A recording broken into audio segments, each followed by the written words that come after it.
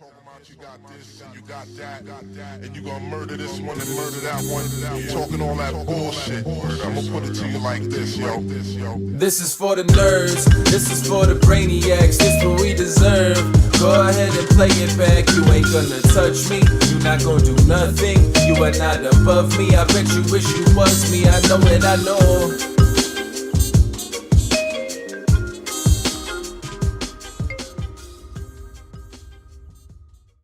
What's up, everybody? Welcome back to another episode of the Only Friends podcast. We are joined today by half of the best-looking man in poker duo, Jesse Sylvia. Welcome back to the show. The fuck am I? Chopped liver? Yeah. Wow! Shout out to I can't hold a candle to Jeremy or Jesse, so my name doesn't start with J. What am I gonna do? That's also true. shout out to Marc Nguyen LeBlanc, who feels very slighted right now. I don't know who that is, Sounds good looking. but he sounds French Canadian, Mhm. which sounds very good looking. means he's probably Serbian at heart, which makes him very good looking. We were supposed to be joined by Jeremy. No idea where he's at. We're if waiting he's coming. with bated breath. Just stone ghost. Would be a great troll, honestly, if this were his premeditated. Yeah. He's like, I'm gonna fuck with them. Jeremy's a funny guy. You know, he's got a very dry sense of humor, I would say. Mm-hmm. And nothing would be better than him big timing the show and taking on the appropriate personality of I'm Jeremy fucking Ausmus. Yeah. You know, like it's time. Right. What if Jeremy just had a villain arc? That's what I mean. Yeah, Like, Mm-hmm. it's I'd long respect it. overdue. You actually thought I was gonna come on to your little shit show there you got going on there? Right. No, man, come on. Right. No, it's Jeremy time. wouldn't do that to us. I don't know, man. I don't know. But he might. He was very responsive when we were texting the other day. I hit him with, hey, man, congrats. You know, hell of a year, banner year for you, career year. You know, like maybe Hall of Fame. I don't know how you do it. You look great. How are the kids? He's like, who is this? When we getting you on the show? He's like, I'm free this week. I'm like, all right, let's do it. Let's That's how have a you get little 'em. victory lap for Ausmus. If you ever ask somebody about their kids, they're so willing to speak. Yeah. That's how you get them in, you know? Well, so Jeremy actually used to be my neighbor way back in the day. This was like 2012, 2013. We all lived in this little cul-de-sac community in Mountain's Edge, and it was when he had his first kid. I think his oldest is his daughter. I think that's right.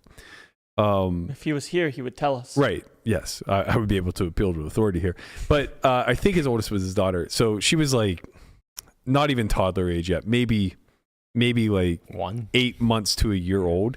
And he brought her to you know, visit, show off his new thing that he did, new phase of life, if you will. It's a new thing. And we had just gotten the dogs. So Gatsby at this time was, I don't know, maybe 2 at the oldest, and Scout was less than a year old. And Scout's always been very fidgety around things that are roughly her size, a la a baby. So he brought her in this like I don't really know what to. I guess it was a stroller, but I feel like it was able to be carried. I don't know enough about baby equipment, but anyway, like you know, he brought her in, and she was just chilling in this little like bassinet Like a type rocker or thing. Yeah, something. kind of like rested on the ground. It could rock. You could carry. May have had wheels. I don't know. Mm-hmm. And Scout like kind of like nosed her way up to it to see like what this foreign object is, gave it one sniff, and just lost her fucking mind. Scared the shit out of this baby.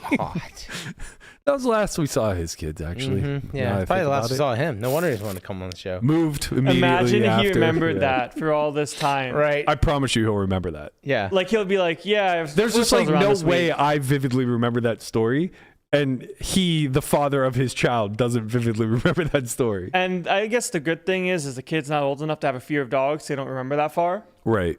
You know, if it was in more of like a formative year, Would be a good follow-up to find out if, in fact, his daughter has a fear of dogs. a subconscious fear of subconsciously. dogs all Right. years. Woo, woo, woo, woo. I don't know. Sometimes I think unless the kid actually gets hurt or that it's a really bad experience. I think it's almost more scarring for the dog owner who's like embarrassed. Right. You're just like, about oh my that. God, Yeah. I can't believe. Yeah. Then you're worried, like, is the child gonna like be afraid of dogs the rest of their lives? And Well, that's not my problem. But That's why you're not good with kids, I mean, I'm happy. I'm happy it wasn't like a have bite, some empathy. a Bert. bite issue or Jeez. anything like that. Did anybody here have a thing with? empathy? Did anybody here have a thing with clowns? I hated clowns as a kid. Did A you lot watch of the people movie have a fear It of when you were a clowns. child? What's that? Did you watch the movie It when you I were a did child? not. Really? I just always thought they were really creepy. It was Steven Spielberg who wrote it, right? No, Pretty- Stephen King. Stephen King, right? Yeah. Get those So two confused it a was lot. You It got was the a first movie. name. Same. Yeah. It was a movie before a remake. Yeah, it was in the late '80s. I want to say, like Wait, maybe did 80s. you say it was a movie before? It was a book first. Yeah, I knew that. I knew Then the book. yeah. No, part. he's just basically saying, was there an original Movie. to because it So the one was that just just came out recently, yeah, it was just yes. recently Yeah, redone. yeah. Which, by the way, I watched. I didn't watch the remake of It for whatever reason. I was watching a movie with someone, and she wanted to watch the sequel. I was like, whatever. I saw the original It. How different Yeah. could it be? The sequel was fucking good. It was very good. Really? Okay. Shockingly good. Wait, is this a sequel or a remake, or is there Both. two different things? It's both. It's It 2 following up to It, which was a remake of the original It. Gotcha. Phenomenal, though. Highly recommend. I'm going to go back and watch now the remake of the original. I should watch the original, though. Man, my parents were bad parents. I watched so many horror movies growing up. I watched so many horror. I watched Nightmare on Elm Street. I watched yeah. Amityville Horror. I think all the kids did You watch watched that. the Steelers. I watched The Steelers in the 80s with Bobby Yeah, Brister. That's a nightmare. Fucking horror show, man. Do you remember Faces of Death? I don't. Oh, I don't know what that Now, is. that one was not good. Turtle. What is it? I don't know Turtle, what do it you is. want to? You never saw. Wait, Love the turtle. it was like so. It was just a you would It's a compilation yeah, of the a most collection- grotesque things. right. That, Literally, it was yeah. like real shit. Like you would see like an actual person like kill themselves, which is awful In-game. to see. Like Wait, they showed what? like What kind of movie is this? It wasn't a movie. It was like literally like a real life. documentary of just the most horrible things you could ever imagine. And this is like before the internet, so like sometimes you see that shit all the time now. Yeah. But like they had like a whole like autopsy. Like they showed like the entire like How the old entire were thing was you? filmed. way too Probably young. probably way too young. Because I think I watched it with like my brother. I was way and too young to watch cousin this. Yeah. Yeah, I watched a lot of horror movies for whatever reason when I was young. I mean, like Nightmare on Elm Street and the Michael Myers trilogy, or however many of them were made. Friday the 13th. Those were horror movies and bad, but they were also just like very templated. They were prototypical of what you would expect. But like I remember some like wild ones, like The Exorcist.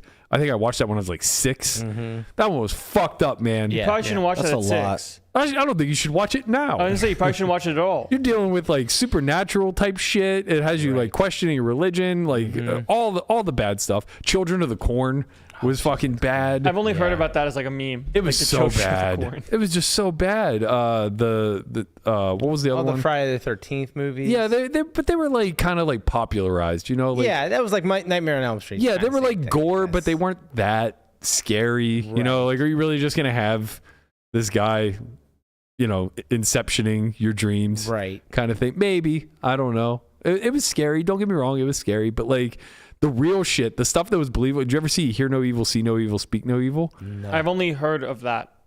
Or wait, sorry. That was the catchphrase in the movie. The name of the movie was The Children Under the Stairs. Ooh, I've heard of So that. there were but these I three don't kids think that like, I can't remember the entire premise. I was way too young.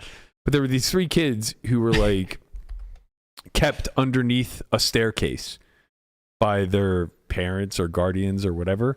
And they mimicked the three monkeys, the Hear No Evil, See No Evil, Speak No Evil. I don't remember. I just remember it was horrifying. Horrifying type stuff. Yeah. The real horror in that one is the bad parenting. Yeah. No, I mean, Yeah. I was never like super into The like, Exorcist. Yeah. into like the horror movies. I mean, I watched all like you said, the popularized ones as a kid, but I like, don't think I never was into it. these. Yeah, but I feel weren't like you I into watched them these. afterward. Didn't you watch Saw and you like Saw was incredible. the first one was good. After that, it was like, Oh my god, I remember the scene vividly. Jesus. Yeah, Saw was incredible. I only watched the first 3. I don't know what happened after that. How many more were there after that? I think there's 10? like 8. Yeah, I think there's like 8 They to just 10. keep making them.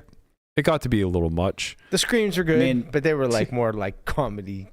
Yeah. Like comedy. I don't horror. like gore. I like horror movies, but I Right. really do not like gore. Yeah. There were- Oh, sorry. I prefer the gore over like the jump scare stuff. no, I want the jump scare. See, I don't like For the sure. jump scare. I remember there was a either. scene from I think it was Amityville Horror House. There was a scene where this woman was like sticking her hand down the garbage disposal to Yeah, like no unclog thanks. it, No and she thanks. had the light switch like taped down, and the ghoul or the goblin or the Ugh. spirit or whatever lifted the tape and turned it on. No, and I like think I think I've seen that. I hate that. Right. Like I don't that want shit that. sticks in your brain. Yeah, you know? Like, and why? like- Why? I don't need to see a mangled hand No. to be scared. Right. See, you know? I'm with Guapo. I like the gore Wow, stuff. you found it so fast. He's on top of it. Well, thanks. Now I've seen it. Now the rest I of hate everyone it. else has seen it. I now, hate too. it. No, Was- we have to see it. was Did I we right? actually get to see the stub? Is this Amityville? Yeah. Yeah. Okay. So I you was see right. the stuff. I don't know. I don't like being shocked or whatever, like what you're talking about, the jumpy stuff. I but don't like that. Yeah. What was the vampire movie with Selma Hayek? Dawn. From Blade. Dusk Till Dawn. Yeah, From Dusk Till like Dawn. I love Yeah. movies like that. Yeah. Yeah, I'm nice with you there. Vampire revenge porn type yeah, of thing. Yeah, exactly. Yeah. Give me Buffy. You know, Buffy was great. Buffy was nice. Yeah, How did I Buffy know he was was going to really say nice? He always uses nice. I'm trying to keep it PG. It, Nice. it encompasses, Me? everything. I got it. Landon saw none of this. He had good parents. I saw no evil. He was privileged to none of the rated R stuff. Didn't see his first rated R film until he was 21. all of his breakups were healthy. Right. All 0 of them. I saw a thing. It was like Quentin Tarantino made a movie where Selma Hayek, where there was a scene where someone like licks something off of her toes or something like that. He goes, and he casted himself. Is that hard? That's almost not funny. That's probably fucking Me Too creepy. Yeah. Oh my But I mean, I guess all parties signed off on it. We do have confirmation. Jeremy will be here at 12:45. So, Okay, let's go. so we have another 15 minutes to fill Of until. talking about horror movies. Hell yeah, brother. Hell Oh, yeah. man. bro. Hell yeah. Selma was probably my first crush. Yeah, Yeah. she was up there. Definitely first Yeah. Mexican mommy crush. For sure. Maybe J-Lo. J-Lo's not Mexican, but first Latino mommy. Selma Hayek you and in- Can't or wait, well, not Can't Hardly Wait. Can't Hardly Wait. Fools Rush In. I did not watch it. Oh, with Matthew Perry. I did not watch Oh it. my God, it's so good. The only movie that Matthew Perry was ever in. Yeah, and it was so good. No, the whole 9 yards. You should watch it. Oh, yeah, I did see the whole Great nine That was film. also Great good. movie. Him and Bruce Willis. Yeah. The whole 9 yards was very good. I don't want to transition to this yet. Let's keep talking. Right. Okay. All right. I actually had the opposite effect with clowns as a kid. Okay. You like them. But you gravitated towards clowns. Yeah, well, so we Because he is a had clown. we would go on our winter break. We would go on a skiing trip when I was a kid, and they had like whatever they have. It's like daycare at the ski lodge place that my little sister went to, and they had a clown there, and his name was Bozo, and he was a nice guy. And we were leaving the resort one day, and we hit a patch of ice, and our car like spun and hit a snowbank, and Bozo was getting off work and just like helped drag the car. Oh, Hey, the incredible. snowbank. Hey, see. So clowns are always kind of like my hero. Wow, You're like, that's oh, incredible. Yeah. Right. I guess if you have a good experience with clowns, then you love clowns. If you don't, then you're afraid. So you never saw it? No, I did watch. Oh, the one movie that really like terrified the shit out of me as a kid was the Tommyknockers.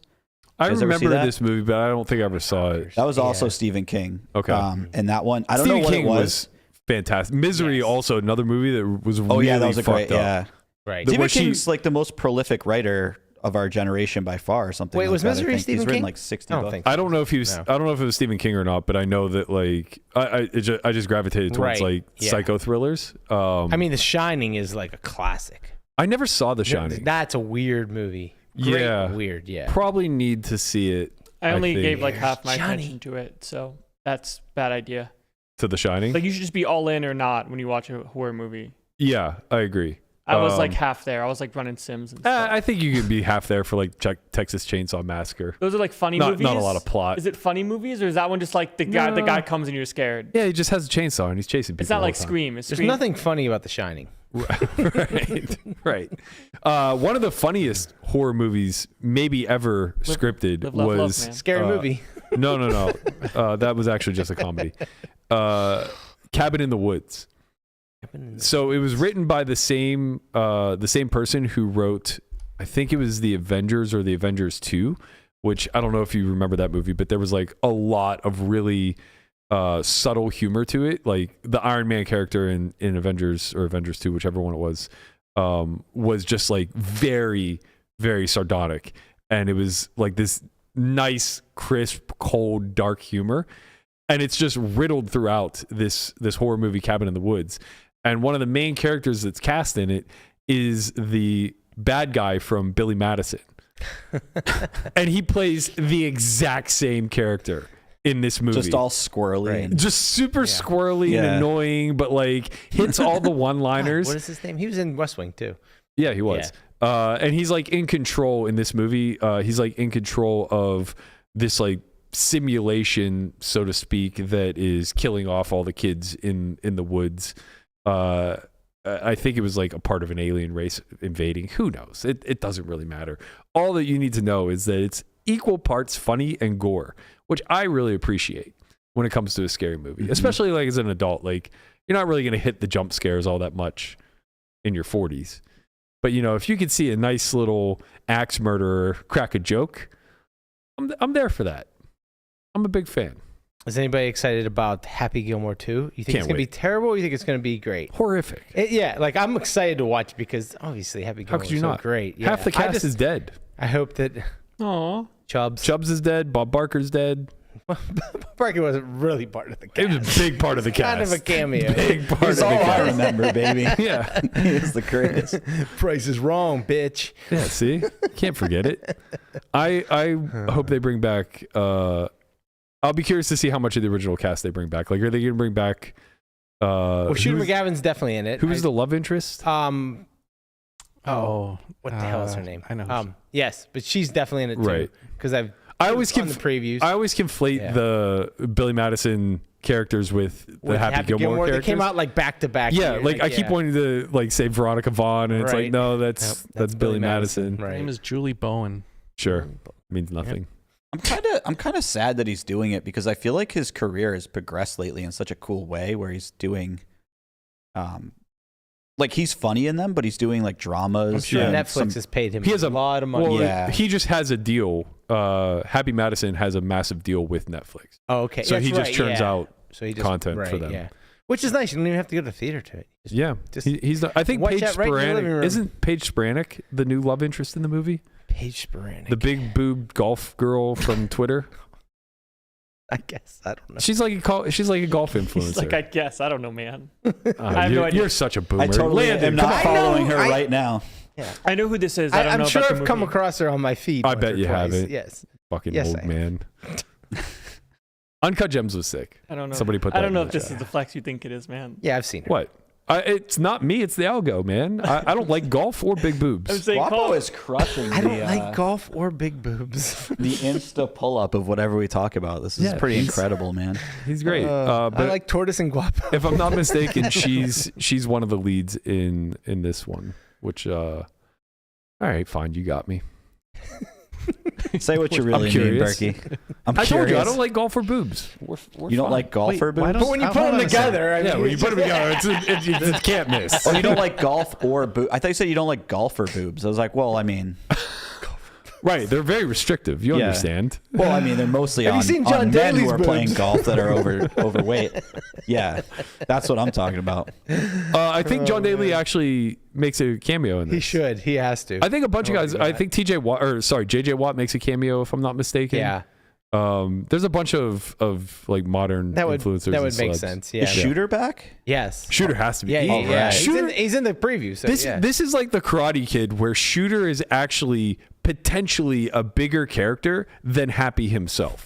I like that. Yeah. Right? Like, Mm-hmm. did you ever watch How I Met Your Mother? Yeah. Okay, so Barney's like obsession with the Karate Kid was that Ralph Macchio actually was not the Karate Kid. It was I can't think of the guy's name, but the blonde haired kid. Yeah. They didn't Johnny beating Lawrence. up Johnny Lawrence in the movie. Zabka. Yeah, Right. but it's his last name starts with a Z. Yeah, William Zabka. Yeah, Zapka. That's right. And then the final season, they do this whole like William Zapka shows up and is a part of Barney's wedding. Anyway, it was kind of funny because when you watch the Karate Kid, like obviously that's not really the takeaway. Same thing with Happy Gilmore. You watch it, it's like Happy's obviously the main character, but now 30 plus years removed from some of these movies, it kind of changes. Like Shooter McGavin's Twitter account is fucking phenomenal. it's amazing, It's one of yeah. the best It's follows. so good. It's so good. He's just been keeping up the shtick for like 2 decades. It's incredible. Cobra Kai actually is like one of the most popular series on Netflix now, which is starred by both Zapka and Ralph Macchio. Or Ralph. They finished right. that Macchio. whole thing, Macchio, right? yeah. Cobra Kai is over now, right? So I thought so. Don't spoil anything. Season I'm like a 6. few episodes behind. Okay, you're probably more than a few. Season 6 came out, and we thought we saw the end. But no. This is the last season. Then there was a part 2 to season 6. When did season 6 They've come already got out? a season 6? Yeah. Yeah. Holy wait. shit. When did season 6 come out? The first half of it? Yes. Maybe a year and a half ago. Okay, I definitely have seen that. Okay, season 6, part 2. I'm at the part where Sato-san is in. Oh, that was like end of 5 or early 6. I can't remember. think it was But anyway, he's fantastic. So now there's a part 2 to season 6, That's right. which I just remember recently came out, maybe in the last few months. that I haven't seen. Don't worry. Part 3 to come. Let's go. Keep them coming. They run this thing to the ground. I I don't agree. care. It's amazing. I agree. It's so bad, but so good. No, it's so good. It's so good. Wait, and Yeah. then something Everybody knows karate in the valley. Everybody right. knows karate. also It's unbelievable. Also something happened in part 2 of season 6, which I don't remember being a thing in the previous 5 seasons. They started saying fuck. Wow, they started cursing. Yeah, I don't think they ever said. I don't think they said fuck before. They're moving up in the world, man. They're getting older. I don't remember. Ralph Macchio out here dropping F-bombs. Wow. Okay. Everybody You knows- gotta, That feels Karate- unclean. The kids do a little bit of drinking. well, they're getting older. They're getting a little older. they're getting They're older. getting out of the valley. Yeah, gotta Dude, get out of everybody knows that. karate and cursing in the valley. The thing is that like I've seen like, well, especially the first Karate Kid, right? So many times I know that movie like through and through, and there's so many subtle callbacks that if you haven't like really watched that like 100 times like Right. I have, then like you won't get it. But they like, get you with like some pretty overt ones too, oh, like of where they're course, actually just very running old very footage. obvious ones, but there's like Yeah. very subtle ones too that are just. Awesome. I'm not going to spoil too much, but let's just say there might be an AI version of Miyagi that makes an Oh appearance. my God, let's go! He's back. He may have risen from the dead. Bring him back, baby. For a quick scene Yes. here and there Miyagi-Do karate. with Daniel's son. It's so good, man. It's honestly so good. And I love that like Landon just fully embraced the whole thing, very likely having never seen the original Karate Kid. Right. I have seen the original karate. Really? Yep. That's impressive. That is That's impressive. Yeah. Oh, it was I'm a on little like surprised. my tell you what, mom's there's- minivan when I was younger. There's nothing from the 60s that I've seen. Landon watched very few movies from the 60s. That's not true. I mean, You're right, not a lot. 70s is where like the movies really started getting better. Right, but Right. that's like you kind of have to view it that way because of technology. Right. You know, it's not apples to apples. You Yeah. can't say like, oh, well, you know, movies that were made 20 years before Landon's Yeah. time aren't as watchable. Oh shit. Light down. Bolt, down. That's Bolt all right. lost it. That's all right. Because like, yeah, the movies from the 60s weren't, you know, super great, but you probably saw some. I'm sure I saw some for sure, but like I would say like the amount of movies that I've seen from the 70s compared to like the 60s and back, Yeah. it like is night and day. That's because the 70s were just cocaine, drug runners, gangsters, Godfathers, Rocky. Hell yeah, brother. Hell yeah, It was just it was a bros era. It was, you know? yeah. And that Yeah. transitioned to the 80s, which was just all Arnold all the time. It was Arnold, and it was Rambo. like the Brat Pack. I've seen Easy Rider. Yeah. Wait, is this a 60s list? Yeah. Yeah. What I've seen does Brett- anyone know what No. year the Sting Oh, came you've out? seen the good, the bad, and the ugly. I, man. oh, yeah. I've seen the good, the bad, and the ugly. Yes, I have seen that one. What is this? No. Midnight Cowboy. No, I've heard of it, but I don't know. That scene was improvised when they almost got ran over, by the way. Do you think John Schlesinger is related to Nicole Schlesinger? I don't know. I don't know if those are the same names. Maybe not. Yeah, they just have an S I and a definitely bunch know of who like. you're talking about, though. What's number one on that list? All right, let's take a look. 16 Candles. No, I have no idea. Is that from the No, 60s? it's probably going to be some We'll John know Wayne. it. It's going to be a John Wayne movie. No, it's gonna be Bonnie like, and Clyde. Let's go. it's gonna be like Breakfast at Tiffany's. Oh, from the maybe. Was 60s? that 60s? Yeah, I think Yeah, so. I think you might be right. Lawrence of Lawrence of Arabia. Arabia. That's a good movie that I don't think I've seen. A lot of Kung Fu movies. Mm-hmm. Hell yeah. I know Kung Fu. Oh, Psycho. There we, it all Psycho. comes full circle, Okay. baby. Just made it in the 60s. Number 2. Don't know what that is. Never heard of it. Half. A Space Space Odyssey. Odyssey. 2001 Stanley Space Kubrick. Odyssey. Space Odyssey. That was like way before its time, I think. For Whoa. sure. I mean, not like because it's a futuristic movie. I mean, just like legitimately. yeah. Kubrick the only is Stanley insane. Kubrick film I saw was with Nicole Kidman and Tom Cruise. Vanilla Sky or Eyes Wide Shut? I Eyes don't- Wide Shut. I She didn't wasn't know. in Vanilla Sky. Oh, okay. I couldn't. Oh, yeah. Cameron Diaz was. Cameron Vanilla Sky, Diaz yeah. and Penelope Cruz. Yeah, Did, yeah. did Kubrick do Penelope 12 Cruz. Monkeys?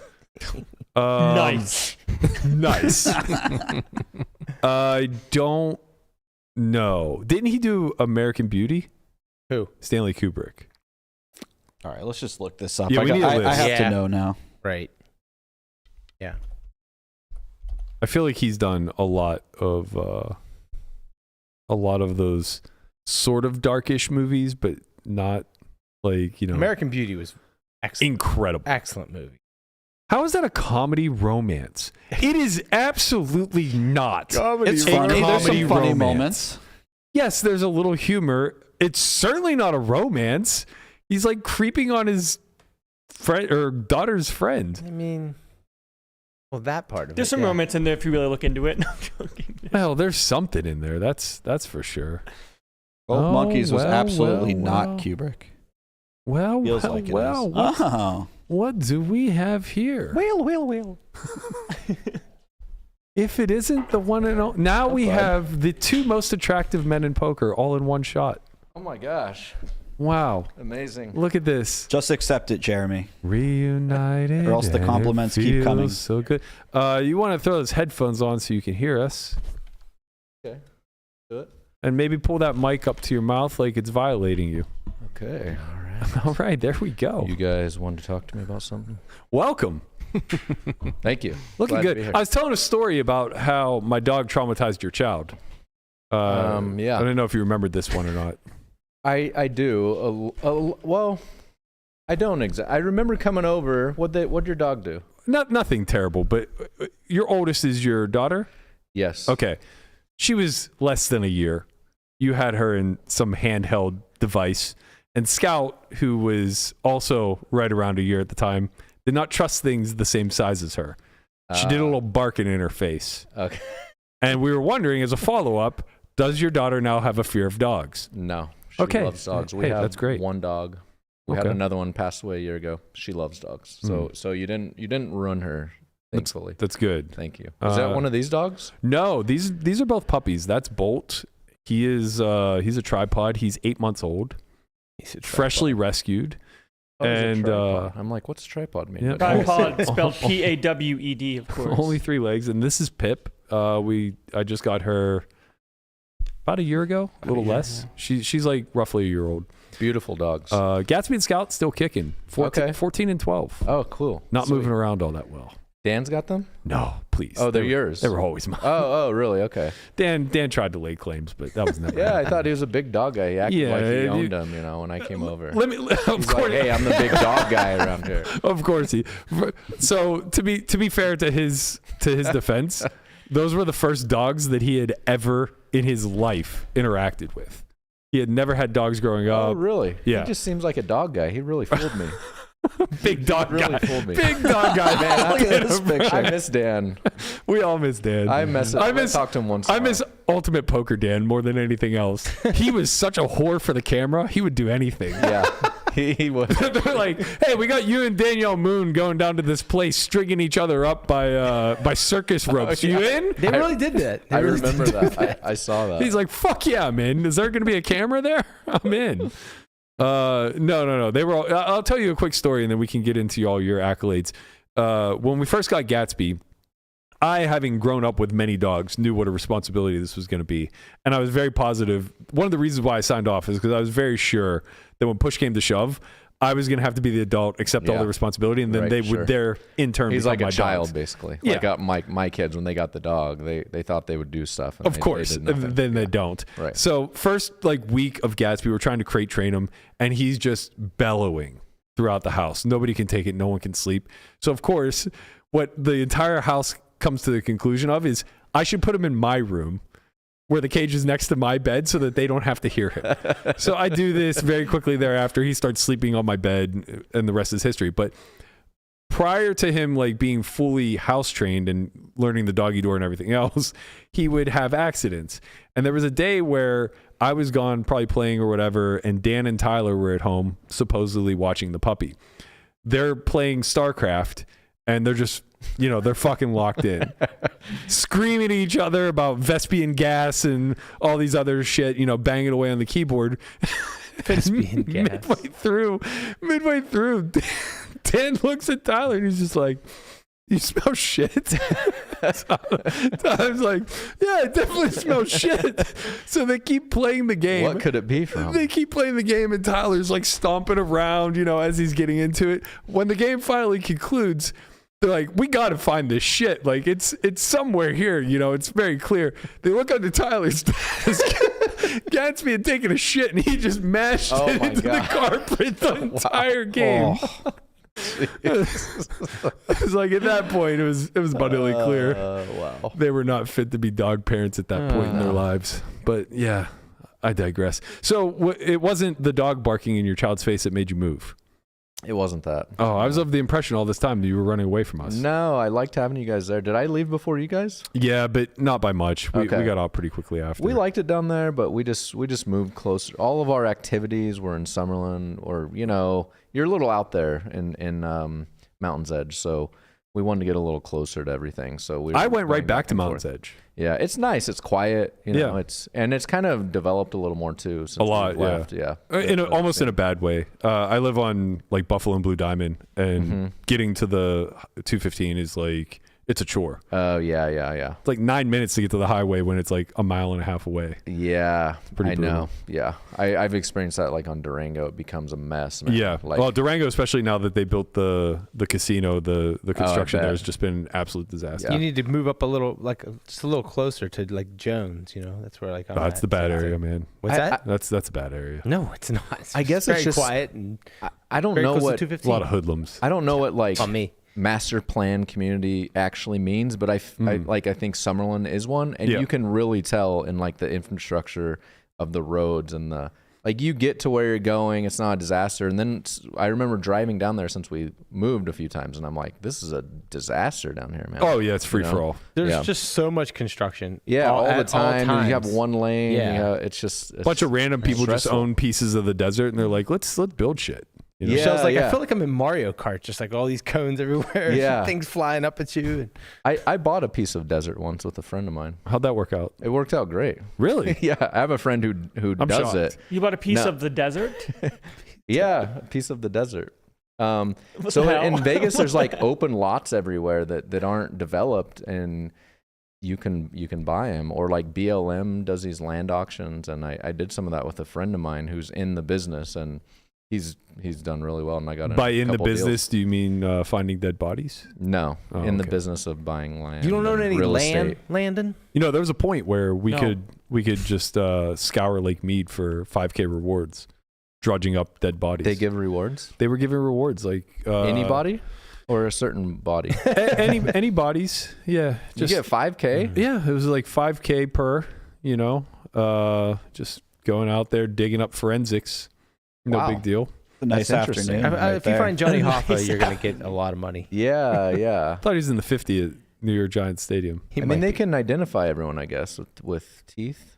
Yeah, maybe. DNA now a lot of times. You know what? That's not my concern, Jeremy. Once I get that 5K, you guys do as you do. It might be a big hit, you know, with Jimmy Hoffa or something. Just here to secure the bag. That's true. Literally. What are we talking about for prices on this land?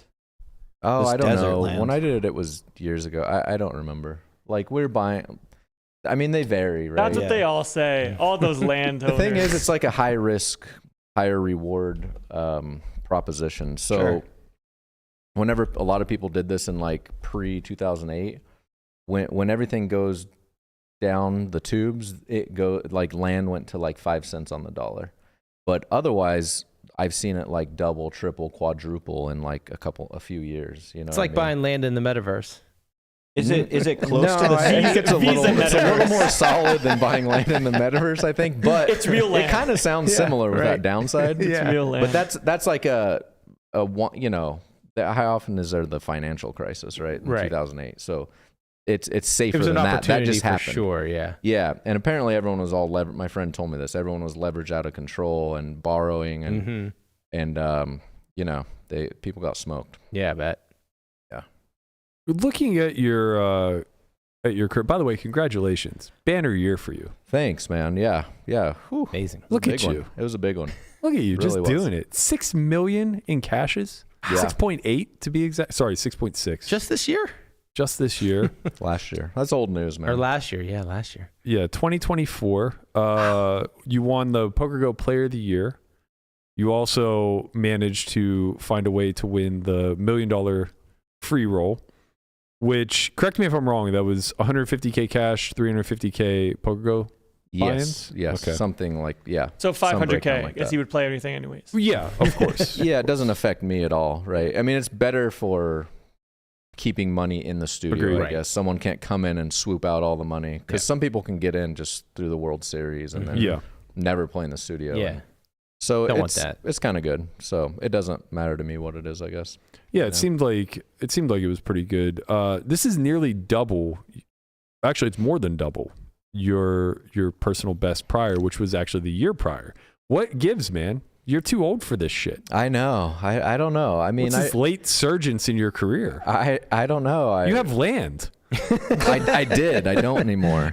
Maybe that's it then. I have no more land. So I'm trying to get money to buy more land, maybe. I don't know. I've just You have no land. I obviously run anyone who has a year like this, you've ran very, very well. So I'm just always improving, you know, and running well, working hard, and it just, crazy year. Just hit a lot of big buy-ins too, right? Like the 100K was 1.8. The 300K or 250, 300, I think it was in Cyprus. I got third, and it was a small field, but big buy-ins, obviously. I final tabled the 250 at the World Series. That's 750. So a lot of them were really big buy-ins where I necessarily didn't have, you know, big shocker. I didn't have like 100% of myself or anything. If you had land, you would have. I know. I should have bought more land. Wouldn't he have less of himself if he had land? Maybe. Depends if how I did with the land, I guess. That's true. It's just Depends on how levered up he is on the land. That's kind of true. There's a trade-off with like investing and like keeping a bankroll, and that's something I've been navigating and trying to like pin down and get better at over the last few years, because I used to not play tournaments for a living, and now I do. So if you find out how, tell Matt. What are you talking about? I'm as risk off as they come, buddy. 5 buy-ins away from disaster. every week. Matt plays like 4 tournaments a year, so I think he's probably okay with this pieces he takes. And I have all myself, god damn it. Oh, yeah, you Feels better good, if you're only man. playing Feels 4. good to have all yourself. No, it doesn't. Not when you don't know what the fuck you're doing. I'd much rather have 1% of myself. So you're trying to sell it. No one's buying No it. one's Right. buying. I You're- can't sell you're it at a big 1% enough of yourself. discount. You just You're never forced play, to though, keep so. all. Yeah. Right. Yeah, just forced to keep it. No, that is I think there's a lot to unpack there, because we basically first came into contact like grinding Bellagio back in the day. You were a cash guy, even leading up to the 2012 main event final table, which you shared with this handsome young fellow to your right. Busted my ass. Both of you guys were regulars in the Bellagio 1020, 1020, 40 game. And I knew you guys to be cash grinders. Prior to that, your thing online was playing like the capped no limit games, if I'm not mistaken, on Full Tilt. Yeah, I mean, I played normal stack also, but cap is where I found the way to kind of make the most money. Like the last 2 years, I think, of before Black Friday. Yeah. Those games were just the best. Because you had a lot of people that just basically is ego. They're like, why would, I'm not going to play this like real poker players play 100 big blinds deep. I remember looking at the lobby and seeing like the 6 best players at the site playing 10-20, no limit, 100 big blinds. And I was playing like a 25-50 and 3 10-20 cap games with hardly, there was a couple good players, but it was just way softer. And I think they thought the win rates weren't as high, and they're not as high, but it was still good. So that kind of became my thing where I kind of made a lot of money. Yeah. Seems like a nice And then setup. you bought land. That was later. I bought land later. Seems like a After nice the setup World to Series. transition into MTTs, but it's also very contrary to like playing the uncapped 10, 20, 40 at Bellagio. So like, how did you juggle all of? I mean, it's 2012. If you're anything like the rest of us, you were just chasing EV anywhere you could find it. But it's still a lot to juggle whenever you're talking about navigating all these different depths. Yeah. I think the cap games set me up really well for tournaments. I understood. This was pre-solver, but I was looking into a lot of my own stats on like Hold'em Manager, Poker Manager, whatever, and kind of finding where I was losing money and making money. And I mean, I figured out like I could defend like every hand almost, in the big blind to a min raise. And a lot of people weren't doing that. And that was just through like data analysis, like very rudimentary kind of stuff like that. But that helped me navigate the short stacks and just, devise like kind of a very aggressive loose strategy, which translated well to tournaments. Live cash was much different. I was never the guy sitting really deep. I remember you would be always very deep, or like Lynn Ashby, you have like changed. 1,000 big blinds. Brother, that was bankroll on the table every day. Yeah, what I'm you saying. were all cash, I remember too, right? Yeah. I was never like that. I just, because my specialty was, I would usually buy in 100, maybe 250, maybe I'd buy in 5K at 10-20. Yeah. I would never really sit deeper than that. And then I'd run it up sometimes not. But yeah, so that's just kind of what I focused on. Yeah, I think it makes a lot of sense. What happened post WSOP? Because you didn't have your first $1 million year thereafter until 2018. And I definitely remember a period of time where you went the way of Jesse Sylvia and got into the min bet games. Oh, yeah. So that's something I've done off and on pre-Black Friday, actually. I have taken many adventures into mixed game land and PLO. Yeah, I used to too. Even I was playing a lot of cap PLO. So You two are basically the same. pretty much, Just definitely. good-looking guys who don't want to play fucking no limit. We actually both, when you were talking about playing cap games the last 2 years, I had the same epiphany where Stars switched it up from, I 20 think to they 30. segregated. Do you remember this? They did like 40 to 100 big blind buy-in and 20 to 50. Okay, yeah. And I would look at the lobbies and be like, why would I ever play? Exactly. Yeah. Right? It was just so obvious. And then you saw people like True Teller, who was the cap game master, like yeah. the biggest winner on the site or something, right? And Yeah. everyone's like, wow, something to this, I guess. And then he obviously learned deeper sec too. But yeah, so I was playing all the games, and yeah, I didn't know that Jesse's gotten to the mix. Oh, You're in the mix? he's Mix there. Streets? Been enjoying the What are mixed you playing? streets. You playing with Ali? And No, I've been playing. We have either 40, 80, or 8160 at the Bellagio. Bellagio is like the mixed game central now. okay. There's 40, 80, 8160, and then Crazy Mike's over there. Oh, he's over there now. I thought he Yeah. was at Aria last I heard, but His game's less min bet, more like the bigger bet. I Yeah. mean, there's min bet in there, but they have a bunch of the bigger bet stuff too. I It's know. fun. I've been thinking I should go play, but I don't know. I get in like my habits, and I'm just like playing MTTs. You and just then it's made hard to $7 go. million. I know. I like to play poker though, Yeah, you don't And really mix have to is- give mix us an is fun. excuse as to why you haven't been playing mixed games. and I lately. didn't make. No, Big surprise. Right, I okay, didn't you quite cashed for it. make $7 million. Right. Not quite. Along those lines, would you rather have like put up huge results in like, let's say 25Ks, or is it equally or more meaningful to still just have these deep runs and massive buy-ins that you don't have as big of a piece? I mean, personally, I'd rather just have, the all of myself in like the main event or 25Ks or whatever. It's cool, but I mean, yeah, it's at the end of the day, like there's just so much variance in these that I end up selling, and I've gotten more and more careful as the years have gone on, because I've gone on huge downswings, which aren't even that huge, but it just happens, right? Yeah. So yeah, it's my favorites are like huge, juicy 10s and 25Ks. Those are like really my sweet spot. I love whether it's PLO or no limit. I like, I guess, challenging myself a little bit, but I've never been the guy who's just like online or whatever, like I'm going to sit down and play the best players and be the best player. Like that's just never who I was. I was just always trying to find out where I could make money, and always one of the best players in whatever games I played, I think. So to that is, I've never been the guy that's like, I'm going to go play the Tritons and go play $1 million and buy-ins every trip. Like I've gone once and I'm going again in a couple, or like a month.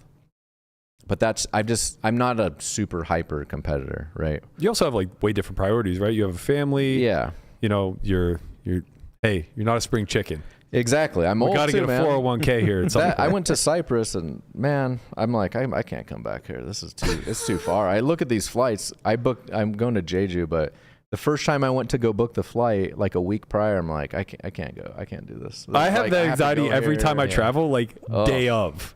Like literally really? day of, I'm like hovering over the cancel flight button. Really? Oh yeah, I'm the worst. Just a domestic flight? Anything. I don't like Just a 3-hour flight to like Texas. any like getting idea. on planes? It has nothing to do with planes. It has everything to do with disrupting my comfortable life. Like, Okay. See, I guess I just think about it in advance more. You don't think about it Right, until right. it's day of. out of my mind. Like I'm ready to go day of. Yeah, like I have a planned trip with some friends to Whistler for my birthday at the end of this month. And it sounds fun, so it's out of my head. But I know day of, I'm just going to be dragging. Like, That's funny. Oh, man. So you I don't really like wanna- mentally prepare yourself, and see, for me, I'm not gonna like, do that to I can myself. I get myself okay with it, you know. Yeah. Day after day, I'm like, well, I'm going. I've got to go. So, but when I book it, I'm like, man, let's see what's local I can play, because there's Right. always something here. Like it's Yeah. Aria now, so Yeah, of course. PokerGo. So I'm like, you don't have to be going to every stop, right? Like this. So. Do you think big picture, there's growth in like what PokerGo's doing with the studio, this like 10K to call it 100K buy-in range? Do you think that this is sustainable / there's enough growth there? I think it is. I mean, it's grown. Like it's not like it's doubling and tripling, Right. but if you look at the numbers, they're growing. We just had the biggest 10Ks they've ever had in there, and we had like 6 of them. Yeah. They were all among the biggest, very close to it at least. So I think there's just enough local people in Vegas who play tournaments, and they're giving away $1.35 million a year. It's really just like a bunch of rake back, kind of, is one way to look at it. It like adds up. It's a big deal. Honestly, I don't know I know I love Triton, and they're prospering and doing great, and I love to see it, but people are paying 6% rake on these, on like 100K, you know what I mean, for the first bullet, and 4% on next bullets, and it's the same I think for a 150K. I'm not sure the stuff's sustainable. Like the WSOP 500K, you paid like, what'd you pay, 50K in rake, or 25K a person in rake or something? It was that high? It's insane. It's crazy. So the question becomes like, 5%. yeah, it's insane. But like if the fields are good enough, it's fine, right? It's like whatever it is. But for some of these Triton events, some of them are pretty tough. Like the 75s or the 150. Some of them are like very reg heavy, and like people are just firing bullet after bullet. These like bullets, 3/4 of the way through, if they're winning, it's for the best players even. It's very small. I mean, we're talking like 1%, 2%, 3%. No one's making 10% on their third bullet with, an hour left in reg in a tough field. Not even close. So I don't know if it's sustainable, but their brand is growing, and they have a great brand. And I've been to one. I love them. But we'll see. But at the same time, I don't know if it pencils out for them. I've heard how expensive a lot of these live stops are to run. I don't know if it pencils out for them to do low rake and they're not a. I mean, I think that they would have to go the World Series route, right? Where you start to have bigger open field events that are covering costs. Exactly. Yeah. That's how a lot of these US based places do it, I think, right? They run so many and there's so many buy-ins and they have it for a month. Feels counterintuitive to the Triton brand, though. Right. You know, they are like the exclusive high roller. Exactly. A Triton Everything's gonna 5K be would feel 25K or very. more, yeah. A Triton 5K would feel very off-brand. Yeah, right. Yeah, exactly. Yeah. So, and for them, they don't have another avenue. Well, I don't know. Maybe they sell some poker tables. They have their streaming on YouTube. That can't amount to a ton. But like PokerStars EPTs, maybe if they lose money on these stops, they're like advertising their brand everywhere and getting more exposure. So I think you could live funnels to online. Yeah, it's maybe just an advertising cost if they lose a little bit on every stop. Which I think was originally the purpose of the EPTs, 4 stars. That's what I'd always heard, that they don't even make money on them. So so if you look at it like that, what's Triton doing? They're trying to make money, right? So this is the natural way they would do it. So I don't have an answer to it. I just don't know if it's sustainable long term unless a lot more people keep coming in like they have been. So it's kind of the same thing for PokerGo, right? Like they don't have a direct line of monetization. You guys are getting rake breaks plus rake back. I mean, granted, they have sponsors that are helping covering those costs, I assume, but we all know how expensive it is to operate the studio day in and day out, just even turn the lights on. Exactly. But I mean, I think part of the idea behind that is PokerGo subscriptions. I think that's where they generate revenue, at least. Do you think that's sustainable? I have a very hard opinion on subscription products in the poker space these days. I know everyone's going the other way, right? So I don't know. I don't have a strong opinion, but everyone's going the other way, so it seems hard to be able to offer what they're doing, even though they have a great product, right? Their cameras, everything's like top of the line. They probably have the best production of anything. It's pretty low price point. I can speak from experience. It is $10 cheap, a month, right? I can speak from experience though. That just doesn't move the needle the way that you would hope it would. Yeah, the quality. Well, the quality aspect of it, as well as like even the price point by comparison, their price point's very fair compared to other streaming platforms, but it's also just siloed into exactly poker. There isn't like a ton of original content, and most of what you're paying to watch is also free on YouTube at maybe a slightly lower quality. So it's like I can watch a cash stream every single day. I can watch Triton 4 times a year. These are all competitors that are doing it for free. Yeah, sure. And we kind of ran into the same thing in the training space. It's like, okay, we're going to hire a fucking movie production team to go out and make our training videos. And we're going to stick it behind a paywall. We're also going to be one of the cheapest sites that you can subscribe to. It doesn't matter. Pencil out. Right? It just like doesn't matter if Jason Kuhn's going to make a video for another site. Right? Yeah, like sure. certain things are going to move the needle. Certain things just aren't. There's a lot of good content just on YouTube for free. Yeah, exactly. Exactly. At the end of the day, I agree with you. I think like everything is funneling that way. It's not just us that's going to suffer. It's everybody who's operating some sort of subscription product, because you could just Google YouTube poker training and you're going to find GTO Wizard videos that have elite coaches and don't cost you a cent. Yeah. And it's like, so I think saying training sites even. I think training sites are going to suffer the most first, and then PokerGo might suffer the fallout later. Sure. They're a much bigger brand, you know? Yeah. Yeah. It's interesting. Everyone has their an avenue to just a channel to get exposed to everyone now. So it's interesting. Have you ever made training videos? Or I make them. Like that? I make them for Run It Once. You do make them for Run It Once. Okay, I thought I remembered you doing some stuff. Are you currently making new videos? I'm making videos now. I make one a month. Cool. I'm on there. I'm on the payroll, man. I'm a working man. Are you doing like focusing more on live type stuff, live tournaments, or a little of everything? I did do some of that. That was one of my kind of best received videos, talking about like some exploits and stuff like that, live exploits, and also my prep for WSOP was a popular one. But then I also do just like solver stuff, final table reviews, things like that. So little bit of everything. Do you enjoy that? I do. Yeah. It's taken me a while to get used to, but I like it pretty well. Yeah. You feel like it helps in your overall like studying yourself? I think it does, because that's just part of it, right? Because it's like it's almost just like I'm studying, right? So it helps You me have to kind study of to be able to put out the content. So. yeah, and then I'm not the best at explaining things and with my words sometimes, so it maybe helps me kind of grasp things and understand them a little better to be able to explain them well, Yeah, right? that makes sense. Like an old. So I know you right? felt the same way, Burke, right? Yeah, I still do. Look, at the end of the day, I'm I'm over it. I'm very You've been over doing it a long time, yeah. Yeah, but it had very little to do with the content creation side of things, even though that's the corner I've kind of put myself into. Like, I think if you ask the general populace, like who I am to the poker community or whatever, they would say content creator. And like that's never been the hat that I wanted to wear. Yeah. It's just been a byproduct of trying to build a business. Yeah. Creating the training site and everything that comes around it was me wanting to build better business acumen so that I could have skills that transitioned out of poker. And, you know, just kind of understanding the market for what it is, seeing ahead, as well as like looking at competitors such as GTO Wizard. I just have a very doom and gloom outlook and don't want to do it anymore. But Brian's right.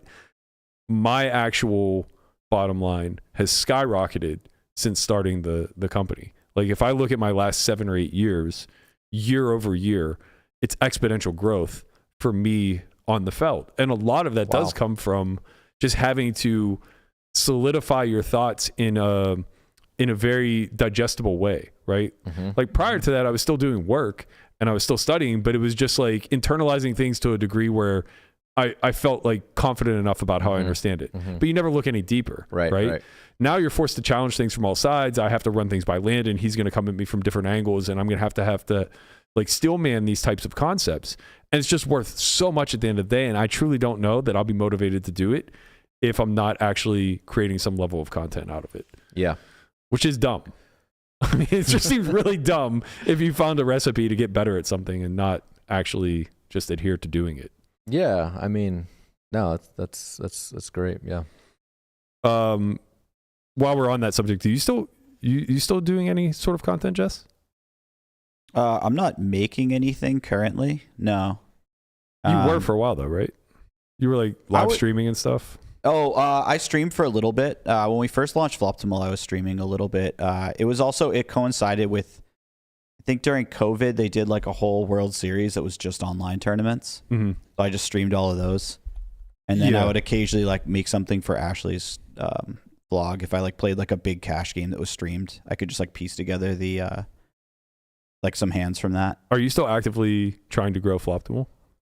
Yeah, it's so we're gonna always be like adding sims, but like it depends on what you mean by growth, because it's debatable whether we try to go into other games or anything like that. That just seems like a lot when you have so many competitors out there. I guess specifically if we're talking growth, like, are you reinvesting capital and resources into any level of scale?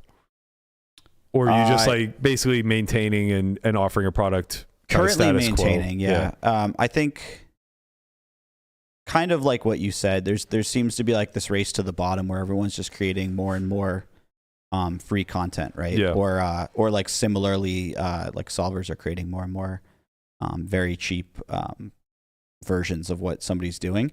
And while like, you know, you can make something that has better UI or is easier for to use, like for instance, I think our app has much better UI than some of the other programs out there. I don't know if people care enough to make that worthwhile to develop out a bunch of other things in this space.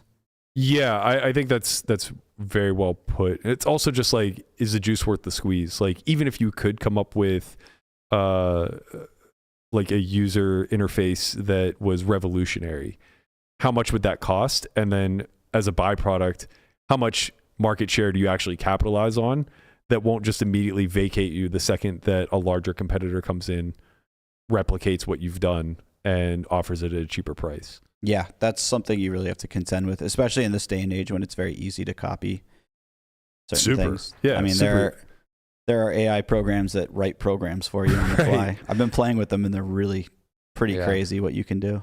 Yeah, we've talked about this idea a lot, but like one of the first things that I've learned through like building business, specifically in this space, but just in general, is how useless ideas are. Like they're truly not worth very much. Now that being said, you want to be surrounded by people who are willing to offer up ideas and challenge status quo, and always try to reinvent and come up with new things, especially in a strategic space, right? Like forget business. Like even if you're just talking about your group of peers that are looking at the game through a different lens and offering you some sort of like creative strategy approach that may or may not work, but it's worth testing. I think that's always worth a lot.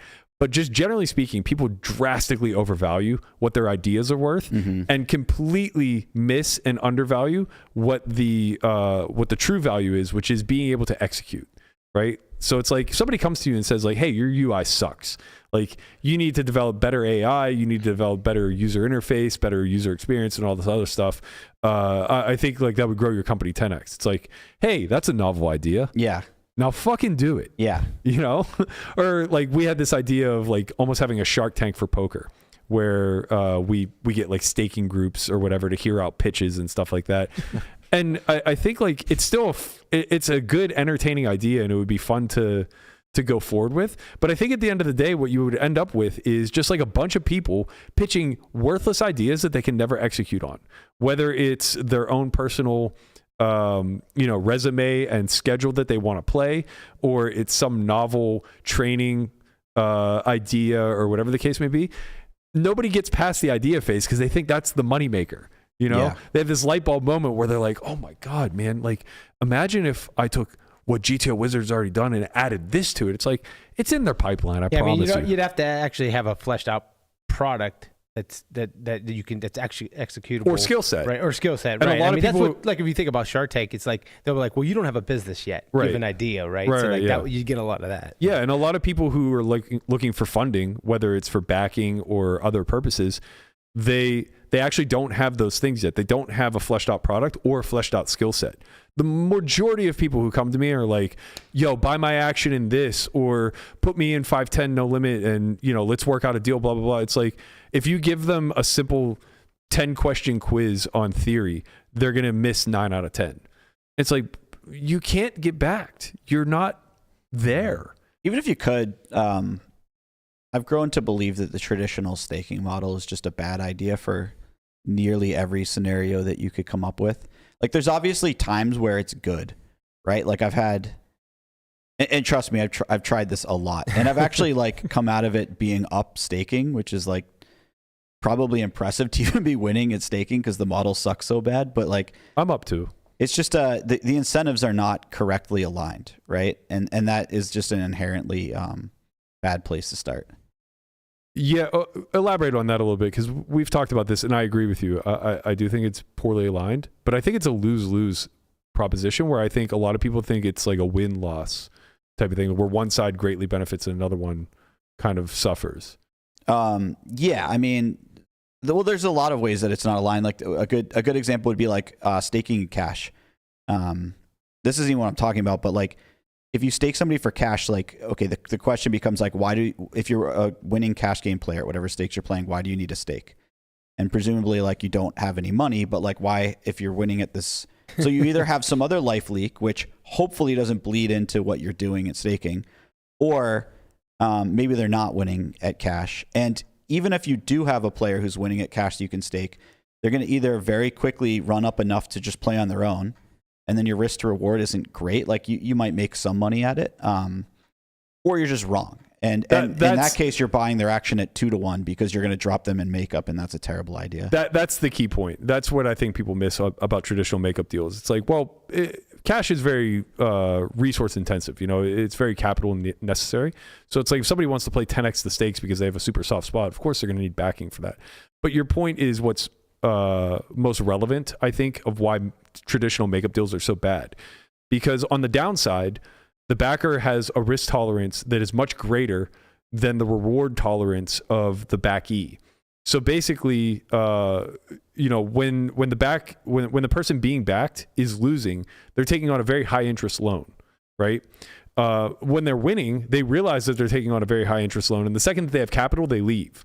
So the upside now is not very great. Upside and big downside. Exactly. Because you don't want to cut a guy that's 500K and make precisely. Yeah. Big But- asymmetric downside, but you're kind of protected by the notion of makeup, which gives the appearance that it's a good deal for everybody when it's actually a good deal for nobody. But you also have this scenario where even when you don't have a capped upside, like, by the way, I'm going to make this short and then we should go back to Jeremy because we have Jeremy here and we could do a whole pod on this. But you have this whole, like, let's say you stake for MTTs, so you have a really big upside, right? You still have this scenario where people just get buried and then, you know, they're sort of incentivized to gamble it up a little bit or to take shots. And the only thing that's stopping them from wanting to do that is like the moral side of it, which, Right. you know, there's a lot of issues with that. They might not be completely moral, or they might, your subconscious may just like lean you towards thinking that a gambly spot is a good spot because you really want to gamble it up. Or I joke whatever. about this with Johan about it's just about martingaling other people's money until you hit big. Yeah. It's kind of, I mean, I've staked one guy ever and like someone I know really well and is a long-term winner. So I agree with all of what you're saying. And I wouldn't have felt comfortable with that unless I knew the person like Agreed. super, super well, stellar reputation. Especially with cash. This and that, yeah. Well, with cash, yeah, Right, for yeah, sure. yeah, Yeah, there's a because trust issue people there will for just sure. be skimming off. Right. Yeah, so it's something I've never got into. What do you think of like poker stake and things like that, like selling pieces on so that's there's no makeup involved. Yeah. I think selling is probably the best use of market forces to get the most fair deals, so to speak. And I think it's incredibly necessary. I've personally been critical of some markups that have been posted publicly in the past. And I know that there's been a lot of others that have been kind of hard on markups and stuff like that. I think I've softened my stance on that a lot. Mm-hmm. It's like the market, and I go back and forth with it too because I sell on poker stake sometimes. Yeah, it's like what the market will pay or what you think is fair type of thing, And Yeah, those are different questions. Well, I think from my vantage point, what's changed is that rather than criticizing the person who's selling for a price that I don't agree with, I think it's much better to just educate the general populace on what attainable win rates actually are. Sure. Like, there was a time where Helmuth was trying to sell 100K for like 1.5. Mm-hmm. And it was It just was like 1.3. Sorry, it was 1.3, and then he was selling like a 10K turbo for like 1.5. And it just became very important to not chastise Phil anymore, but just like let people know that these win rates are impossible. Yeah, sure. And I think that that's kind of where the community can serve both sides. Let people post for whatever the fuck they want, and if people want to take a flyer and gamble for a price that's bad, like, God bless them. But also put out the disclaimers that let them know that this is a bad price. And I think that we're seeing that market mature a lot more now, where it's really only the celebs that are kind of able to price gouge. And it's like, how much do we want to really over police that? Like, okay, if Deeb wants to do his thing, fine, but I'm probably going to stay a little bit more quiet on these matters. Yeah. The only gripe I have towards those markets, because they're clearly the best way to go about buying action, is that there's no other side of the market you can't short. Right. Yeah. If you could short, it'd be very fair. Timex did it for a I was little literally bit. thinking that if there was like a poly market version of like Stake Kings, or like it was like integrated in it, so it'd be like you could figure out like that side of it would tell you what the actual true line is, or what the market says the true line is, or the markup of what somebody should have, and then that's what they can sell it at. Well, It's kind of a cool idea. Like if Stake Kings were to just say, you can buy as soon as Helmuth's filled, you can buy the other side of this, right? and take more of the action as if you're Helmuth. Yeah. There's a couple problems I see with that, though. One, I think it takes some liquidity out of a lot of these MTTs, which are necessary for growth, because it does ultimately settle on a very true win rate pretty quickly, which maybe is the objective, but also like bigger picture, it's nice to have passive money come into the space that otherwise wouldn't be there. Are you calling Helmuth dead money, sir? No. I'm just saying, like, people who are buying at a price that's unfair that otherwise wouldn't play the event. That's like money that wouldn't otherwise be infused. And then secondarily, people will just be unable to sell. And not that that's what was happening with Timex necessarily, because he was only taking so much action and it was a hassle to even get it down. But if we had a poly market type of setup where you can long and short players at different prices in certain events, that player himself would actually really have very little access to acquiring new capital to be able to play the events, which is ultimately the goal. Well, that's why I like the idea of doing it on something like Stake Kings, where you once can literally, it fills, yeah, you can literally reserve action after it's filled. It triggers the other side. Yeah, Yeah. that's interesting. The problem is that the person themselves like shorting themselves, Right. and then right now you have a yeah. nefarious market, right. Yeah. Right, because you Interesting. could sell yourself at It's a new 1.25 idea. and then buy yourself We'll flesh at it like, out, Burke. We got to flesh it Yeah. out I- first. I before think we it's bring it to been Shark Tank. an interesting development, in the last few years. It didn't used to exist, like a public market. I think it's a very necessary one because staking is Yeah. going to dry up. Yeah. Yeah. I think it's cool. And, it's not always about, we always want a good bet, like we're buying someone who's profitable, but we're also professional gamblers, right? Professional poker players. So some people like that bet on sports. A lot of people don't think they're like winning or they're not like, oh, I got the best of it, I'm going to bet a lot. Right. They're just like, oh, I like this team, I want to bet on. I think I've changed my view a little bit on it. Like there's a big cohort of people that kind of look at it like that, probably like, oh, I like this player, Paying for maybe the I entertainment. want to bet on this guy. Yeah. Not to say you should be gouging people, and I don't feel like I do that or anything, but it is a form of entertainment for people, So No, I definitely think that's a fair point, but I still think that having the other side of the market would be nice. Yeah. To dissuade What people if from the other side of the there. market just wasn't public? So what if, for example, REA running Poker Stake had the other side of the market available to him privately, and he used that as a regulator for what people are allowed to sell at to create more fair prices, right? So like say he has access to Phil in 100K and all the sharps have him at par, but he's trying to sell at 1.2. He comes in and says like, sorry, Phil, we're going to cap you here. You can only sell at 1.05. Like That kind of takes away from what Jeremy's saying. Now Phil can't always give the public the action that they want to just bet on their favorite guy. well, He can. He just can't get it. he can. Yeah. You just can't gouge them. Yeah. Yeah. Yeah. Yeah, but then he maybe just doesn't play because he's trying to set up a Right. scenario where he has Right. He but doesn't to be play, fair, he doesn't sell as to be much fair, as he that is would. what happened, right? The market isn't that dumb. He didn't sell out for those events because there was enough, I guess, messaging and education out there to kind of indicate these aren't. I guess what I'm asking is like, do you think it's fair for sites like this to come in and be kind of regulatory, where they're like, actually, we're going to limit you to what you can sell your markup at? Yeah, I don't know. It's a an tall interesting order. discussion. Yeah. Yeah, I'd it have is to a think tall about order. that. I mean, I remember like JMO had a take that a lot of the public action isn't great, as in the people that do sell with the markup, either if they don't sell out, sell at a discount privately elsewhere. So the price that you're getting as a public buyer isn't as good as it could be. So it's a lot more different than it used to be when people didn't have networks.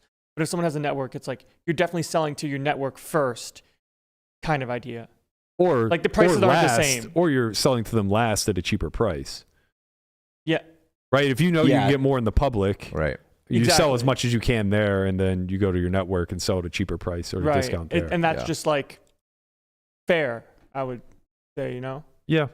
By the way, you one time got called out for having your action too high, and you had one of the most gangster responses to it I've ever heard. I have Do you no remember clue what this? you're talking about now. It was one of the first 100K one drops. Oh, And I you were- do remember. do you remember this? I just posted my graph. Yeah, well, so Jeremy said he was like, I have 2 or 3, I forget how many reasons it was, but I have a few reasons why I'm going to be selling to this at like, it wasn't even that high. It was like 0.06 or 0.08 or something. And it was like, whatever, This is 2016, right? This is like 2013 maybe or 2015. It was a long time. It was one Yeah. of the first. I just know 100Ks, you and I swapped in the 2016 one, and I took I YOLO'd 80% of myself in that event. Yeah, It was right after the Super High Roller Bowl. Let's Wow, go. I You used to didn't play do shit like that tournaments, too. man. Now I don't do it. I No, remember you like can't. 2015, I had Smart. like 70% of the 100K or whatever. Yeah. Now I'm like I Not in a million years. We Yeah. understand variance a lot better now. though. yeah, and I didn't used to play tournaments full time back then. Right, So same, I same. had steady cash income, and then I would just take shots at tournaments and always have almost all of myself. The way And I would now consider it's just way tournaments different. to myself back then, and I still kind of do as what I would consider a recreational player, is I look at the buy-in and I ask myself, how does this relate to a standard buy-in in my cash game? So it's like in 2016, Yeah. I was playing 3-6-12. My average buy-in is 250K. So it's like, can I afford 80K? Yeah, right. I'll be okay. Right. I'll Exactly. figure it out. But if you're gonna play 50 of those 100Ks a year, then you're like, well, not like there's 50, but you know, you get the point. Any level of volume. Yeah. But yeah, I mean, it's kind of fascinating to hear your perspective of this, because like I obviously give mine, and I'm known to be somebody who's too risk on. But even today, like I'm doing quite well for myself, all things considered, and I still lay off in higher variance spots than I otherwise would in general. Like when I play 100, 200 at Bellagio, I have all of myself. But when I play 100, 200 squid with a $500 progressive squid bounty, I only took half. And it's like, it's not because I think people equate it to like, oh, well, the stakes are so much higher in squid. It's like, actually, they're not. It's the standard deviation that's so much higher. Yep. The variance is maybe 10x. So it's like, I have to kind of adjust where I'm not necessarily playing 10x the stakes, but I'm probably at like 5x the risk, something like that. So cutting that in half seems like pretty responsible. I think it's just very responsible. It just takes years in the streets to realize these things, right? We didn't go to school and study this stuff, and you come out of school and like, oh yeah, this is how I apply this. We're just like doing it as we go, right? We finish school in some other degree we forgot about, and we're like, let's just do this. And slowly we figured it out. And I'm the same way with, and that goes for buying stocks or Land. crypto or land. Like your high variance bets, you got to bet smaller, right? And the upside's higher generally. And your big safe bets, that's where you just kind of pile in, right? Sounds like tournaments. Big hand, big bet, have value. You're bluffing, go tiny. Go tiny. Do you have any notable big, huge all-in type of bets that were relatively safe, like the McGregor fight? No, I don't bet on a lot of things. I faded all that stuff too. I didn't. The guy next to me had no action. I was in LA, like at the bike, playing something. It's one of the last times I've been there, probably, because when was this McGregor fight? 2018 like 5-6 maybe. years ago. Yeah.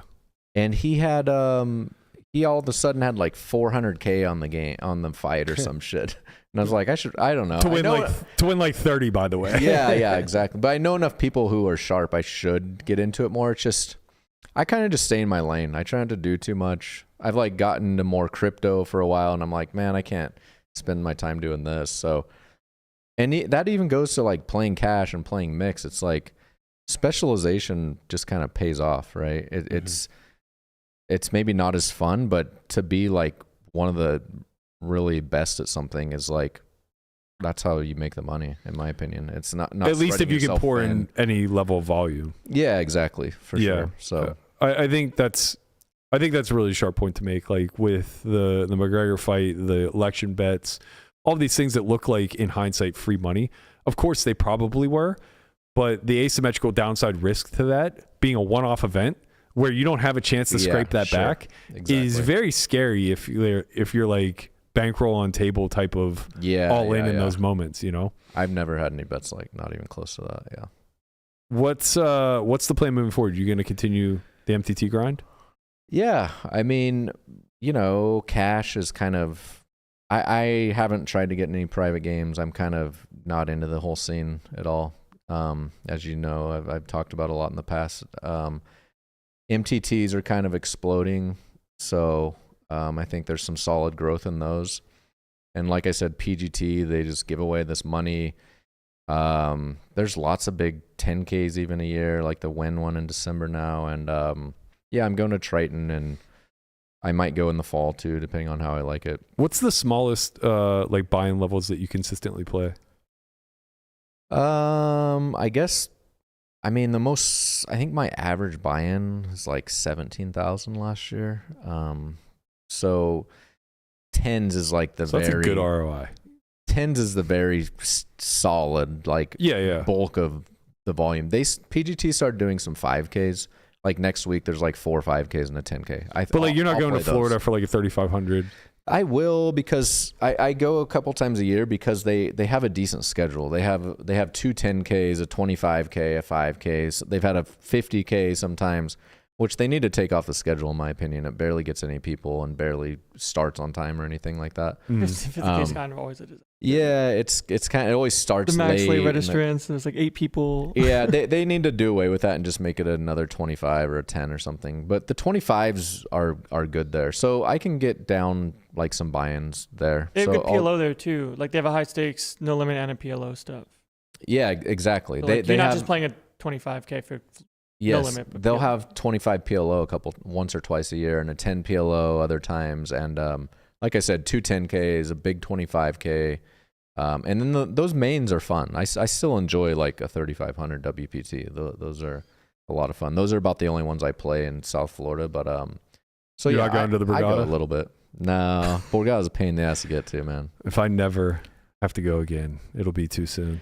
They're having some right Buried. now. I know. I'm see. fucking buried in that resort. and Jesse's good at the Borgata. I don't ever wanna Borgata's have to great, go man. back. There's nothing wrong with the Borgata. Can't win there. You won a big You won WPT there. WPT Yeah. there? Nice. It was I had quit poker, and my Oh, friend really? convinced me to go hang out in New York for a couple days and go to the Borgata, and then I won that tournament, and I was like, That's amazing. Sick. all right, I guess I'm back in poker for the rest of my life. What year was that? 15 or 14? 18, 16. 16. Yeah. That's sick. Somehow I'm still playing poker. Man, we've all quit. We're all here. Yeah, I've never really quit. That's I've true. thought about maybe doing something else. But You have some down periods in the resume. 2017, only 90K in cashes. What the fuck were you doing then? Well, so I mainly was playing cash for the bulk of probably 2017 or 18. 16, 17. It looks Prior, like. my number of tournaments were very small. Yeah. My buy-ins were like 100,000 a year, maybe 200. Yeah. And then I just got tore. So that was a time period when I was like decided to like start studying and using solvers and this and that. And I think I got really bad for a while. Okay. I think a lot of people go through that. Yeah, Where of course. you don't understand something, or you see something here and you apply it in all these spots. So I think I was just awful at poker for maybe 6 months or a year. I'm not sure, but luckily I turned it around. Yeah, turn around. What were you playing for cash at that point? That was still when there were pretty big public games and stuff. I was still playing Bellagio 10-20, 40 cash at that time. Yeah. That was running every day pretty much. Yeah, up until I stopped playing that in 2000, I don't know, 18. I was playing less and less from 18 on, I think. Did Yeah. you final table the main the same year as Jesse? Yeah, he busted me in 5th place. Welcome to the conversation, Landon. I've been here. Let's give you a little I've lesson been in here. poker history. Well, I just remembered like you guys were saying like the Bellagio game from back then all FT'd it together. Yeah. Greggy would play all the time. And Jesse. Also, there was someone else that used to play in there too. The I final forget. table domain. Yeah. Paul Singer? Chance and not Chance, but Steven? Steven. Oh yeah, Steve G used to Steve play G. with us. I Stevie totally G? forgot No about way. that. Yeah, I didn't remember him I don't playing, remember but him at he all. told me like we play at Bellagio, and someone else had said that too. He did apparently sometimes when he was in town. He's like Wow. from LA. Yeah. Yeah. No, I didn't know that at all. But yeah, that game churned out a lot of main event final tables. Ben final table twice. Ben Lamb.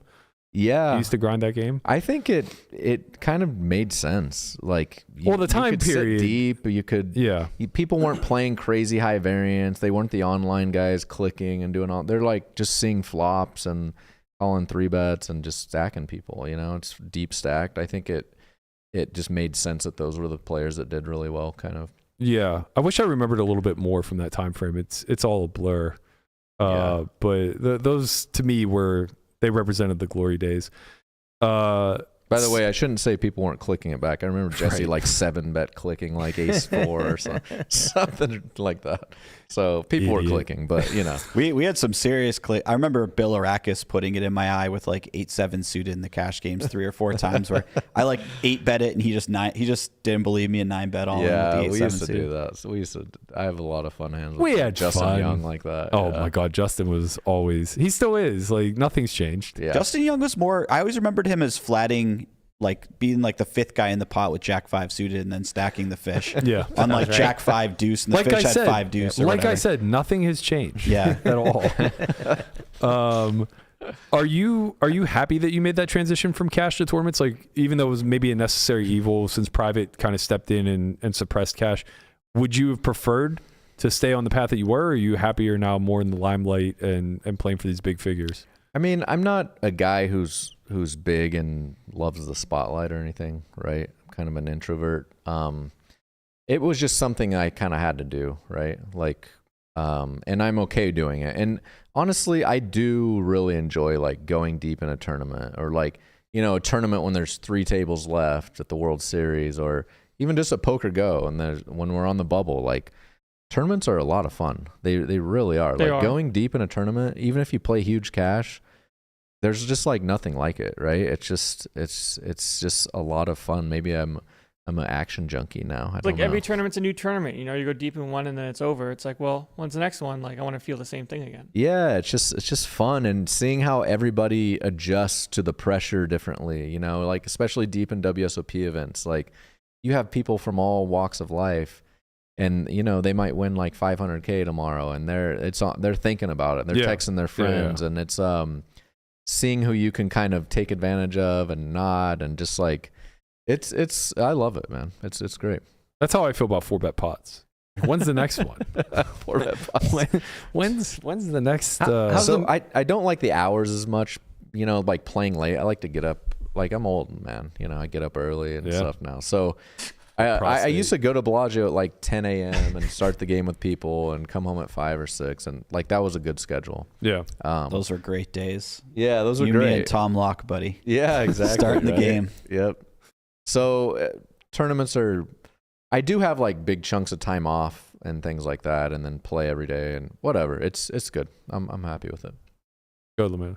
I was gonna say, how's the music career going? Are we gonna get another track soon? Or Man, I don't know. I haven't been playing. I played hardly any. I played none last year Yeah. almost. I need to. I just was so into poker and getting better at poker and playing poker. Started doing a lot of coaching and stuff too. But I have a couple songs kicking around in my head. And poker themed. Yeah. I actually have a couple written. I just Okay. need to do them. I just haven't. I don't know. It's funny how many people like come up to me at the World Series and talk to me about them. Yeah, They're like the Delilah dude, one was great. I love those songs. Yeah, Are every time I sit down to play as Yeah. online session, I listen to those songs, man. I'm like, it's like really actually cool. Yeah, like right. it's very rewarding. You got fans. Well, wait till Here we you. go. Now that you've been on the podcast, wait till you see. Yeah, so over COVID, I just started playing more guitar and trying to sing. That was something I never really did. So I got better at it, and the writing the music is the easiest for me probably. So I don't know if I'll do something. Yeah. I recorded a song for a friend for his birthday because they wanted videos over COVID, and this is kind of the start of my songwriting You should career, just I drop guess. one track like at the beginning of every World Series, so you get like a whole year to make it. Yeah, it's. I know I wouldn't need that much time, but I should. I started writing just silly, dumb songs about a lot of That's stuff and great, sending them to yeah. friends. Like Yeah. I'd drink some beers and just Right. like write the song, and I'm like, this is fucking hilarious, best, you know, and yeah. send it to friends. And so I have a lot of these little songs out here. I'm sure you have some songs of them about are your pets and stuff. yeah, and some are like offensive probably, and Yeah. some can't get out. It's Right, okay. right. We're back, baby. But This then- is Trump's America yeah, now. Right. Yeah, you can Yeah, say you're whatever you right. I want. won't get Say whatever you canceled want. anymore. No, No, you're good. So Uncancelable. so that So kind of good to be white again.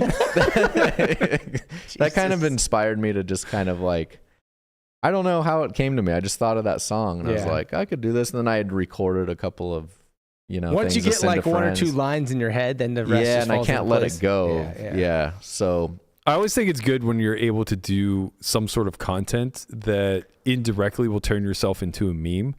Because like now, it's impossible for you not to find yourself in a spot on camera where jacks become a problem, Mhm. right? And that song will just Right. forever be looming, true. right? Like It's true. it's just the perfect meme insert every Uh-huh. single time that this happens, which just continually makes it more and more viral. It makes it continue to keep coming Yeah. up and have a reference. So I the think that's- Bosky thing from last summer, the Jacks. Oh, yeah, that, yeah, that was right. that was incredible. I hadn't Insane. even thought about it, you know, Yeah. until he posted that. But Yeah. it is cool. I got to say, like I'm recognized, you know, in the poker community at the World Series mainly for poker, right? Like, oh, you know, I've watched you this and that, you know, and that's become more of a thing recently. Mhm.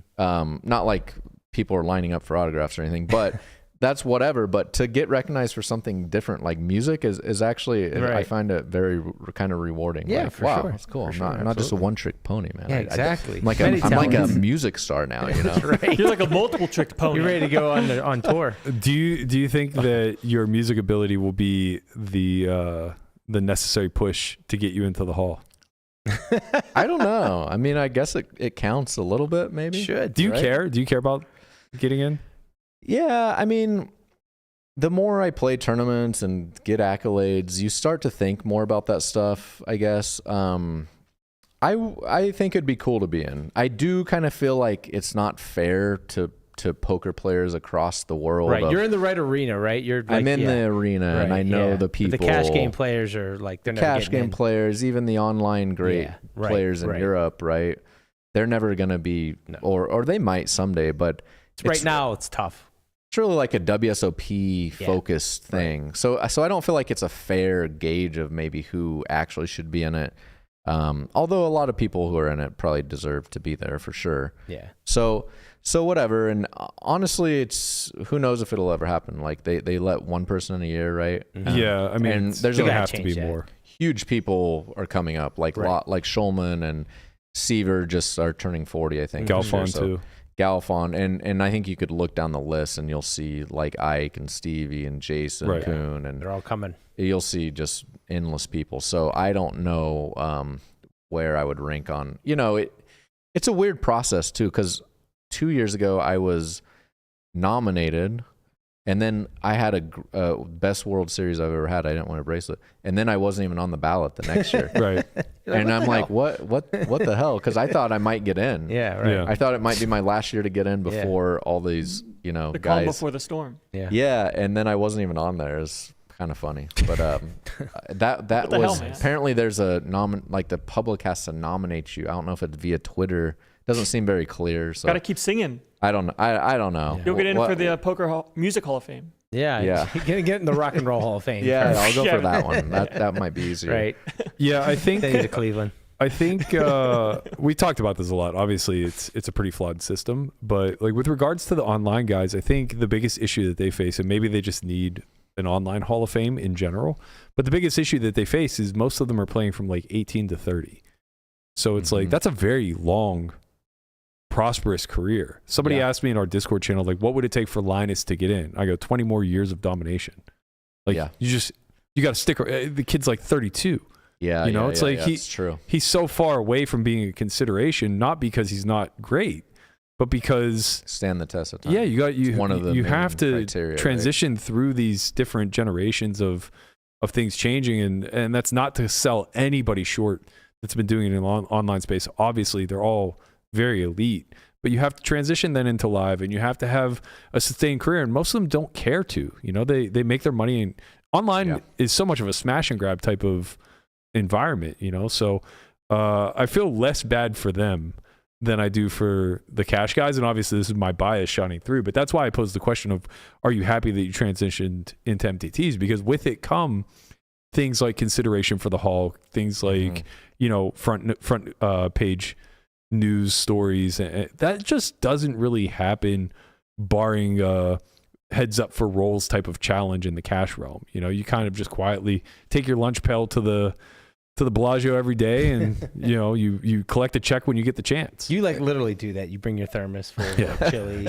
Are they not going to put you in the Hall of Fame for your win in the Nick Airball heads They up? should. I mean, if anything gets you in, that should be it. Yeah, I don't think that's going to do it, guys. No, you're totally right though, and I think we probably all have gone through that where maybe nothing happened for us live, but you're like, right, I moved to Vegas in 05 and I was playing cash. Yeah. So I'm like a professional poker player, and even as you move up the stakes and you start making money and you're like, wow, I know I'm better than a lot of these guys. People back home like don't really believe it, I think, until you do it on the main stage. You're like, if that guy was in my game, I'd crush him, whatever. But until you go out and do it, I think everyone's like, yeah, I guess he's a pro, but I don't see him. You're kind of underappreciated. Right? I had hundreds of thousands of dollars in my 20s, and nobody considered what we did as legit until I made a deep run in the main and got 43rd. Exactly. And then they're like, oh my God. I saw you on ESPN. Right, when am I going to see you on TV? When am I going to see you on TV? That's how you get, I mean, to this day, it's like I literally could put up $1 million win one day, and somebody will reply, you don't have any WSOP bracelets or WPT championships. It's like, well, maybe that's not a focus. But then it becomes even kind of the other way, where now at my point, like, I cashed for $7 million last year. My winnings are 20-some million. It's like people think you have like, Infinite 50 money. million in the bank because look at, and you're like, that's. It's actually probably the cash guys have more money than us, the tournament guys. Right. It's kind of funny. Yeah, that's true. Well, I will say I think it's too early for what it's worth. Like that's where I was going to kind of go with that is you to me, you're still so young, and I know you're older than me, which is kind of crazy to say, but like just looking at the trajectory of your career, it's very clear that like, you know, there was a decade spent mostly grinding cash, and then there was this huge score with the main event, and then a clear period of like just trying to figure out what's next before you finally transition into high rollers in like maybe 2018ish. Yeah. So it's like, Totally agree with you. not that you're not proven. It's the thing is, I've been on such a heater, and people have the recency bias. They're Right. like, this guy's hot. He's the GOAT, or you know. Like when people wanted to put Duran at like 24. Exactly. It's like and it's, I agree with you. And by the way, like Antonius, for example, has crushed the highest stakes forever. Yeah. Like he was the clear guy to get in last year. Yeah, Like, yeah. Didn't seem even close. It was kind of shocking he wasn't in already. Right. Honestly. So. Well, I think he's only 42. Oh, he just got there. Yeah. Okay. So he was only qualified for a couple years, but I do think that there's a strong argument to just bump that age back to like 50, 52, because this next wave that's coming, it's unstoppable. And there are just still too many guys, I think, that are like on the doorstep where it's like, we're getting older and we're going to become forgettable very soon.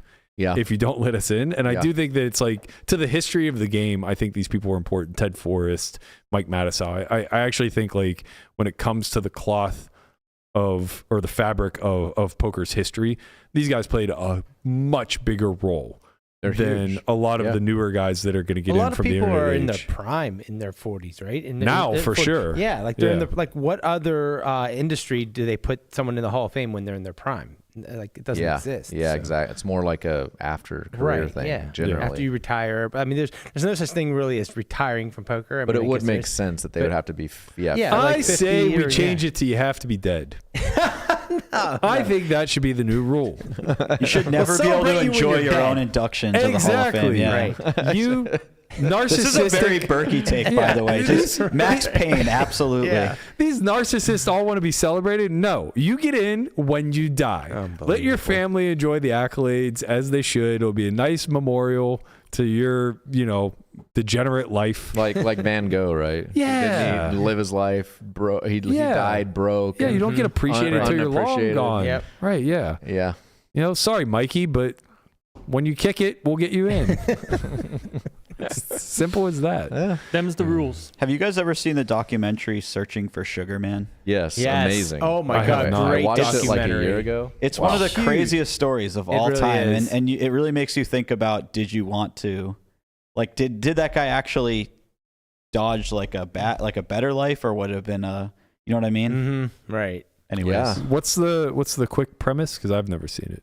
so there's this guy from Detroit who was a blues player, I think, and It was like a folk. Yeah. Kind of like a Yeah. Bob Dylan folk guitarist, singer-songwriter. Like you. he never pretty much exactly like me. Right. he never made it outside Unfounded of talent. Detroit as a musician, like a famous musician or anything. Okay. And he ended up being like a shingler, and he raised a family. He had a good life. But he recorded a couple albums. yeah, And they so- thought he was going to be really big. Yeah, And then they never like, made it. didn't go anywhere. And so, meanwhile, in South Africa, somebody smuggled in one of his albums, and a bunch of people started copying them and making bootlegs. And he became like the most famous musician out there, Right. unbeknownst to him. This is pre-internet. For like 20 years, Yeah. 30 years. That's he's like a and he's I've never seen it. alive, We used by to the watch way. that. Like I've seen it multiple and times. he's like some mysterious with Brent character and- because no one knows what happened to him or where Yeah. he's at. And they're Right. like, he must have died. There was Yeah. stories about him killing Yeah. himself. He's just a on stage. roofer. He's they just a said- roofer on 8 Mile. Yeah, they said that he lit himself on fire on stage. That was like the Right. story of how he Yeah, like passed the away. lore. Meanwhile, I he's just love alive. Yeah. folklore, man. It's so good. It's It's so good. unbelievable. You got to watch it. It's great. This And is very much up my alley. by the way, the record company was screwing him over basically, and he never didn't realize they were selling the records there. I think. Oh, really? Yeah, and they weren't Oh, wow. giving them the money or Right. something. He Yeah. wasn't getting anything. He didn't know that they were Right. selling them. Yeah. It's really good. You gotta I watch see. it. That's what's so beautiful about this podcast. We managed in 90 minutes to come full circle, starting with horror movies at the top of the hour, ending with documentaries about folk musicians who never had their proper time in the sun or in the spotlight. And, we couldn't do it with a better cast of characters. Right. thank you to you two beautiful men who have final tabled the main event, which none of us in this room can say, Not yet. and only Landon still has hope for. Yeah, that's true. That's what I'm here for. It's the final table of the main. Hopium. A lot of hopium. Yeah. Appreciate you coming in. I'll excuse the tardiness. Sorry. I was very responsible. I put it in my phone. I put it in the calendar. Mhm. I just put the time at 1 and not 12. Buddy, this is nothing I haven't Listen, done before. yeah, So he can never say anything. I Trust will me. literally criticize no one for being late. That's going to do it for us. Thank you guys so much for tuning in. If you haven't already, make sure that you like, subscribe, follow us on all channels. Give these guys a follow too. Mr. Jesse James 8 and at Ausmus? No, Jeremy. at Jeremy Jeremy Ausmus. Ausmus. Yeah. On the old X platform. We'll be back tomorrow. Tomorrow's Wednesday. It is. It's Wednesday, my I don't dudes. think we have a guest tomorrow. Maybe we'll have a guest. We'll see you guys at noon. Peace. Peace.